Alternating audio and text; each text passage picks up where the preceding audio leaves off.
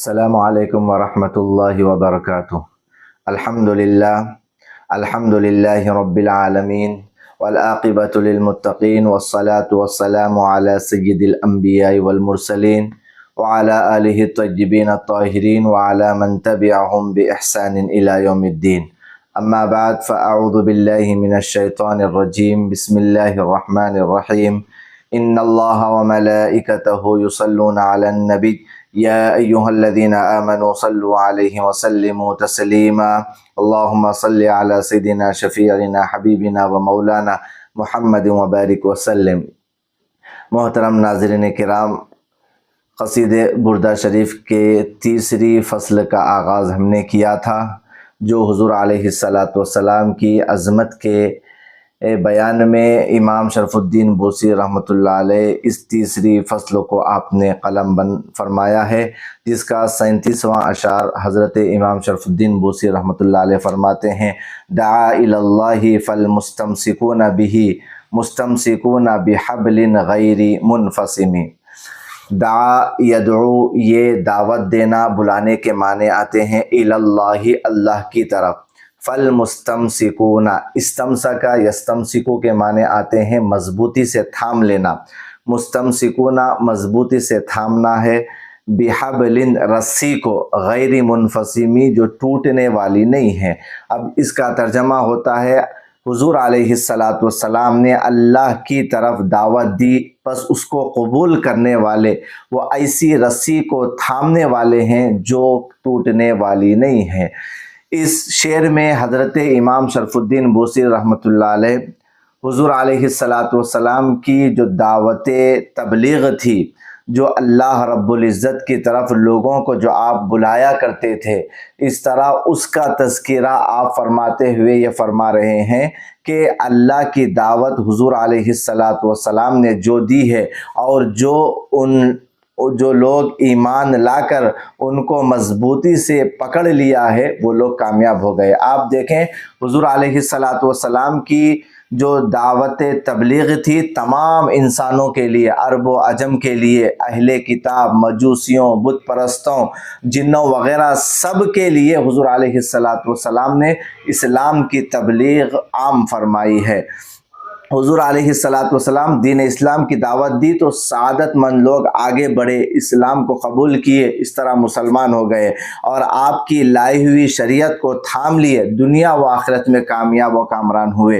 اور بے شک دنیا و آخرت میں کامیابی و کامرانی کا قوی تر وسیلہ اور بارگاہ خداوندی میں پہنچنے کا مضبوط اور واحد ذریعہ شریعت ہے، اور وہ ایک ایسی رسی ہے کہ جو کبھی نہیں ٹوٹتی ہے۔ تو اس طرح حضور علیہ السلام نے جو دین لے کر آئے، جو شریعت کو لے کر آئے، اس شریعت کو جنہوں نے بھی اپنایا ہے، جنہوں نے بھی اسے تھاما ہے، وہ رسی کو تھامنے والا، کبھی وہ رسی ٹوٹنے والی نہیں۔ یعنی وہ بندہ جنہوں نے شریعت کو مان لیا ہے، اسلام کو قبول کر لیا ہے، وہ دنیا میں اور آخرت میں دونوں جگہ کامیاب و کامران ہے۔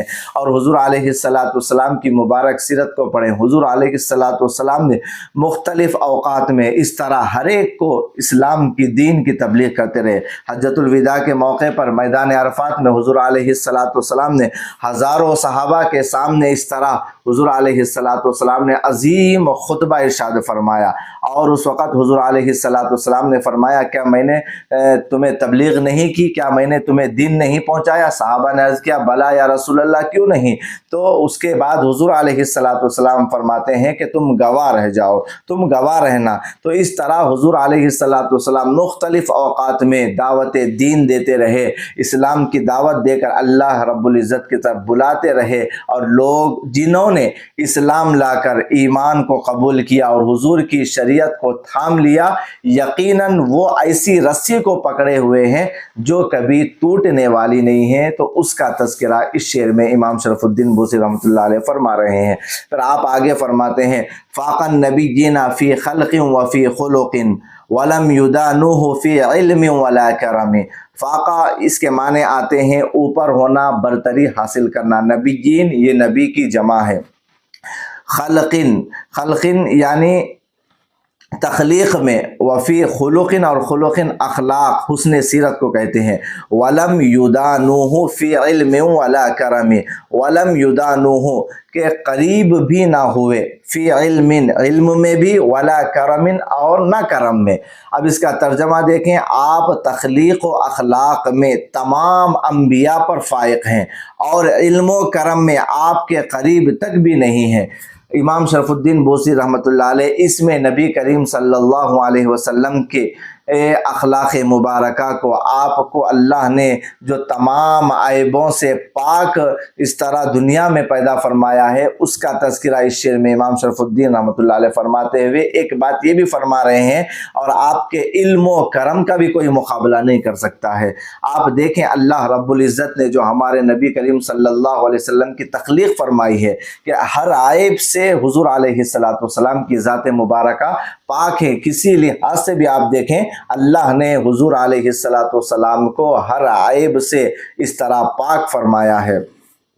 چنانچہ حدیث پاک میں آتا ہے کہ اللہ رب العزت نے کس طرح ہمارے نبی کی تخلیق فرمائی ہے، حسن و جمال کے لحاظ سے دیکھیں، اور اس طرح اخلاق کے لحاظ سے دیکھیں، کرم اور علم کے لحاظ سے دیکھیں، ہر لحاظ سے اللہ نے ہمارے نبی کو بے مثل اور بے مثال بنایا ہے۔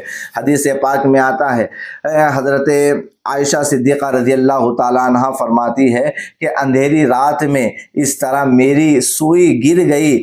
جب حضور علیہ السلام حجرے میں تشریف لائے تو حضور علیہ السلام کے چہرے انور کے روشنی میں میں نے اس سوئی کو اٹھا لیا، یعنی حسن و جمال میں بھی بے مثال حضور علیہ السلام تھے۔ اس طرح ایک اور حدیث پاک میں حضرت عائشہ صدیقہ رضی اللہ تعالیٰ عنہ بیان فرماتی ہے کہ حسن یوسف پر مصر کی حسیناؤں نے اپنی انگلیوں کو کاٹ لی ہے۔ اسی طرح اگر حضور علیہ السلام کے اس طرح حسن و جمال کو ظاہر کر دیا جاتا تو اپنے دل کو کاٹ لیتے لوگ۔ تو اس طرح اللہ نے حسن و جمال میں اعلیٰ ہمارے نبی کریم صلی اللہ علیہ وسلم کو مبعوث فرمایا ہے۔ اسی طرح ایک اور روایت میں حضرت عائشہ صدیقہ رضی اللہ تعالیٰ عنہ فرماتی ہے کہ جب اپنی سہیلیوں کے ساتھ آنا چاہتی تو آپ کے جبین مبارک کے پسینے کو لے کر اور اس کی خوشبو لگاتی تو وہ ہر خوشبو سے بڑھ کر مہکتی۔ یعنی حضرت عائشہ صدیقہ رضی اللہ تعالیٰ عنہ جب کہ اپنی سہیلیوں سے ملاقات کے لیے جاتی تو حضور کے پسینے مبارک کو اپنے جسم پر لگا کر جاتی تو اتنی خوشبو اس پسینے مبارک سے نکلتی کہ ساری خوشبوؤں کی خوشبو ماند پڑ جاتی۔ حضور علیہ السلام کے پسینے مبارک سے مشک و عنبر سے بھی زیادہ خوشبو آنے لگتی ہے۔ یہ اللہ نے ہمارے نبی کے پسینے مبارک کو بھی اتنا حسین بنایا، اتنا خوشبودار بنایا ہے۔ آپ اب علم میں دیکھیے کہ علم میں اللہ تعالیٰ نے جب ابو الانبیاء حضرت آدم علیہ السلام کے بارے میں فرمایا وَعَلَّمَ آدَمَ الْأَسْمَاءَ كُلَّهَا، کہ اللہ رب العزت نے اس طرح تمام چیزوں آسمانوں کا علم حضرت آدم علیہ السلام کو سکھایا ہے، تو سید الانبیاء حضور علیہ السلام کے علم کا عالم کیا ہوگا۔ سارے انبیاء علیہ السلام کا علم آپ کے علم کا ایک چھیٹا ہے۔ اور کرم میں دیکھیں، کرم میں بھی آپ کے برابر کوئی، نہ علم میں کوئی برابر ہے، نہ حسن و جمال میں بھی کوئی برابر ہے، نہ اخلاق میں کوئی برابر ہے۔ جب کرم کا معاملہ آتا ہے تو کرم میں بھی آپ کے برابر کوئی نہیں ہے۔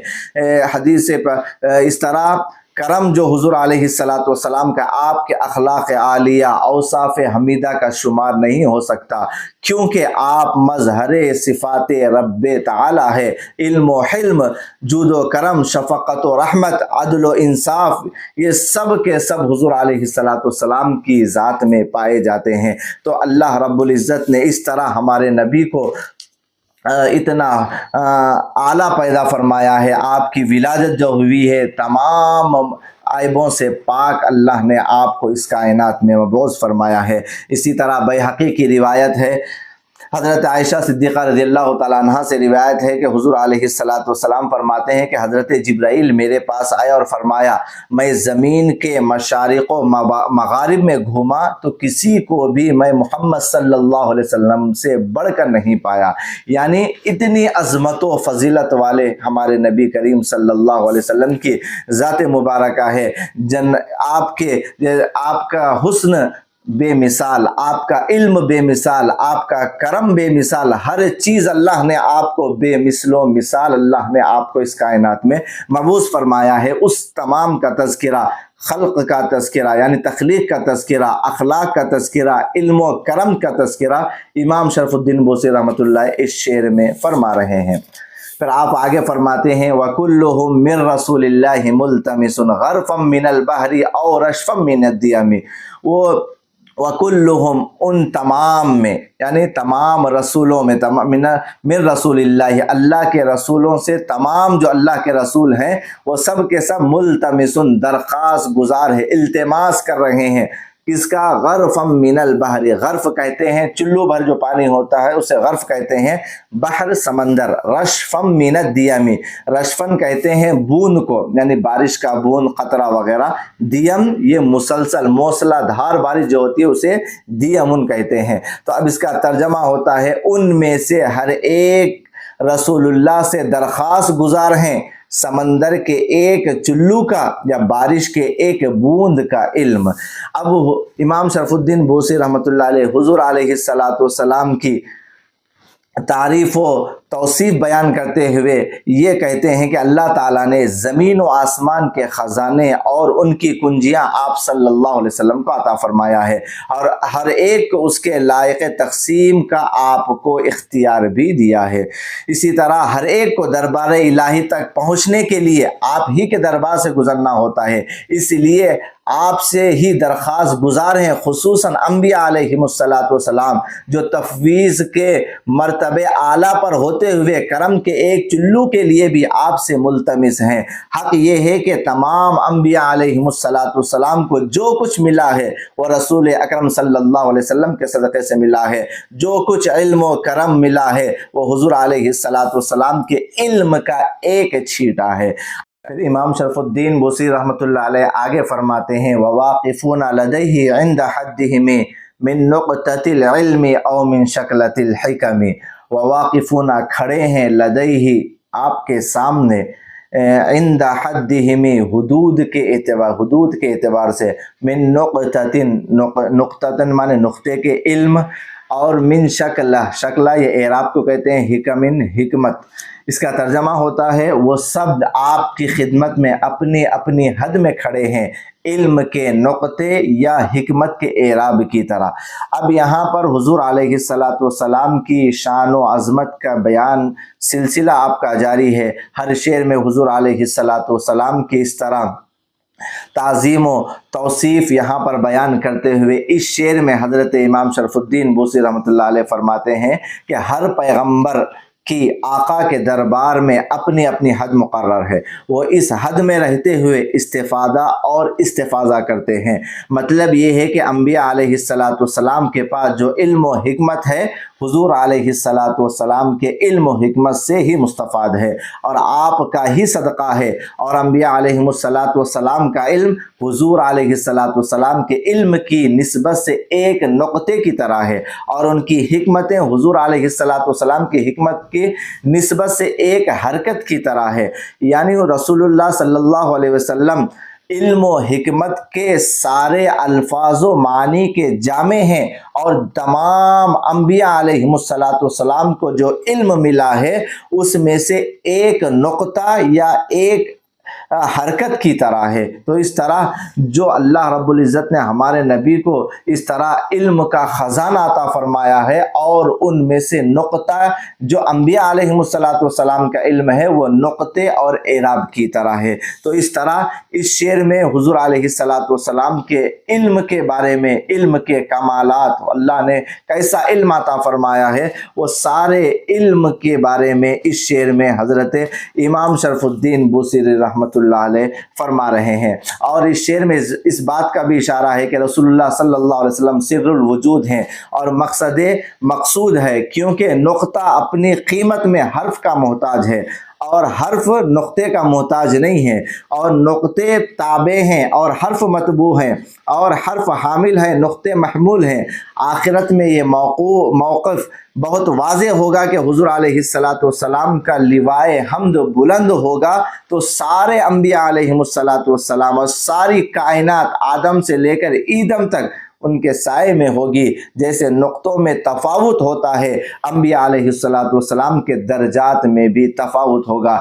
اللہ تبارک و تعالیٰ قرآن مجید میں ارشاد فرمایا تلک الرسل فضلنا بعضهم علی بعض، ہر پیغمبر صاحب فضل ہیں، لیکن ان تمام میں اگر کوئی افضل ہے سب سے تو وہ ہمارے نبی کریم صلی اللہ علیہ وسلم کی ذات مبارکہ ہے۔ تو ان تمام شعر میں، ہر شعر میں الگ الگ خصوصیت کو، الگ الگ حضور علیہ السلام کے اوصاف کو، عظمت کو، مدحت کو حضور علیہ السلام کی امام شرف الدین بوسی رحمۃ اللہ علیہ بیان فرما رہے ہیں۔ وصلی اللہ تعالی علی خیر خلقہ سیدنا محمد وعلی آلہ واصحابہ اجمعین والحمد للہ رب العالمین۔